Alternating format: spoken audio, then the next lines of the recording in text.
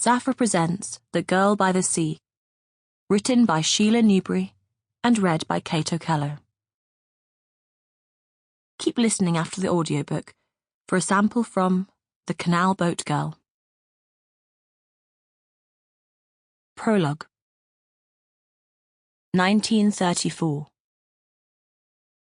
Swirling smuggler's mist, as Millie May described it, almost obscured the tin roofs on the last stop garage on the edge of the Romney Marsh. Not dire like the freak blizzards in Chicago, but worrying for those in transit. So, the illuminated messenger with winged heels over the pumps was spotted with heartfelt relief by the pilot of the sputtering light plane circling the area. The glass windmill connecting hose to pump whirled as Tess Rainbow fed petrol into the tank of the motorcycle combination. "Just enough to get me home, Tess." The needle quivered, then steadied on the half-gallon mark. On this dismal Saturday afternoon, 3 days before Christmas, it would be dark by 4, she thought. Then they might as well turn the sign to closed. Pop would demur, for any business in these difficult times was welcome. The garage funded his passion for restoring small aircraft. He had gained his expertise in the Royal Flying Corps towards the end of the Great War. Pop was closeted in the old barn right now, with a 2-seater plane that was once flown to Australia, Pop pointed out, to justify his extravagance. Even at 12, Tess was aware why her father often shut himself away from his family. Pop was still fighting to come to terms with their dreadful loss. The children had been forced to grow up quickly, not to display their own grief for their mother, the wonderful Millie May. "Don't be afraid to cry if you can't help it," she'd said once to Tess. "But keep smiling through, eh?" The spirit of Millie May, the memory of her generous personality kept them all going on. Not having cash to buy the plane from a fellow enthusiast, long unemployed, Pop had offered his car in part exchange, plus free petrol for 3 months. This had not gone down well with his elder daughter, Roma, whom he had recently reluctantly taught to drive, even though it was the sedate saloon, not the rakish Morgan sports car in which Millie May, that irresistible saleswoman, had sallied forth with her haberdashery samples. Still sulking, when the horn summoned them, Roma flung her precious black fake leather motoring coat at Tess.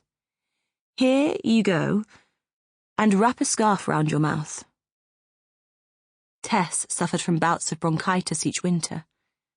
Her robust sister was not always sympathetic when Tess was laid low, for Roma was at an age to be out and about enjoying herself after typing in a local solicitor's office all week, not administering cough medicine and inhalations. Tess was only half aware that the trees on the other side of the deserted road appeared disembodied, with branches peeping eerily above the gauzy white, for the noise of the unseen small plane was disturbing, like a wasp buzzing round and round a jam-jar trap, she imagined. Returning the petrol nozzle to its rest, she waited while the motorcycle was kick-started. Then she gazed upwards, shading her eyes. Was the plane trying to make a landing? Why here, and not the airfield at Lydd, not many miles away? She shivered despite the long coat.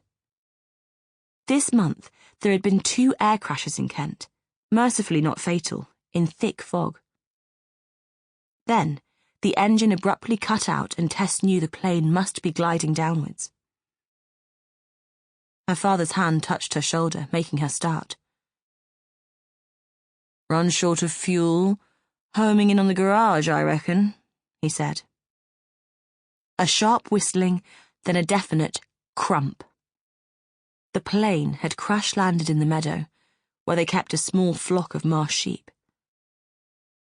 Their Springer Spaniel, Fly, began a frenzied barking from the house. Tess and Pop ran at full tilt across the road, brushed through a gap in the hedge, which Roma had fortuitously fashioned when learning to reverse the car, and pounded across the rough grass to the ditched plane. "Silly fool," Pop panted, being heavily built. "Didn't keep the nose up, tipped it over." Sample complete. Ready to continue?